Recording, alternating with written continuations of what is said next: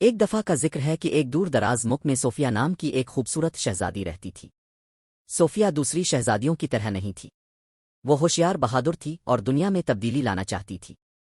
صوفیہ کے والدین بادشاہ اور ملکہ چاہتے تھے کہ وہ کسی شہزادے سے شادی کر کے روایتی شاہی زندگی گزارے، لیکن صوفیہ کے دوسرے منصوبے تھے۔ وہ قانون کی تعلیم حاصل کر کے وکیل بننا چاہتی تھی۔ بادشاہ اور ملکہ حیران رہ گئے۔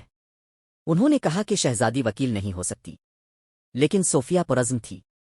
اس نے اپنے والدین کو قائل کیا کہ وہ اسے قانون کا مطالعہ کرنے دیں، اور اس نے ایک ماہر وکیل بننے کے لیے سخت محنت کی۔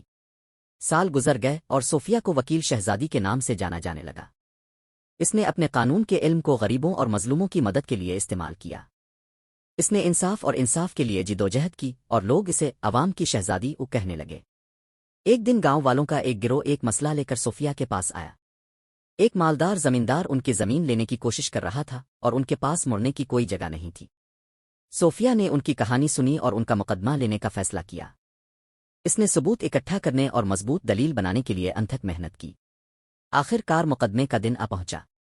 صوفیہ نے جج کے سامنے کھڑے ہو کر اپنا کیس پیش کیا۔ اس نے اعتماد اور جذبے سے بات کی، اور جج بہت متاثر ہوا۔ آخر میں جج نے گاؤں والوں کے حق میں فیصلہ سنایا۔ زمیندار کو ان کی زمین واپس کرنے پر مجبور کیا گیا، اور گاؤں والے بہت خوش تھے۔ انہوں نے صوفیہ کی مدد کے لیے شکریہ ادا کیا، اور وہ مسکرا دی یہ جان کر کے اس نے فرق کیا ہے۔ اس دن سے صوفیہ کو ہیرو کے طور پر سراہا گیا۔ وہ ایک وکیل کے طور پر کام کرتی رہیں، انصاف اور انصاف کے لیے لڑتی رہی، اور وہ خوشی سے زندگی بسر کر رہی تھی یہ جان کر کے اسے وکیل شہزادی کی حیثیت سے اپنی حقیقی کال مل گئی۔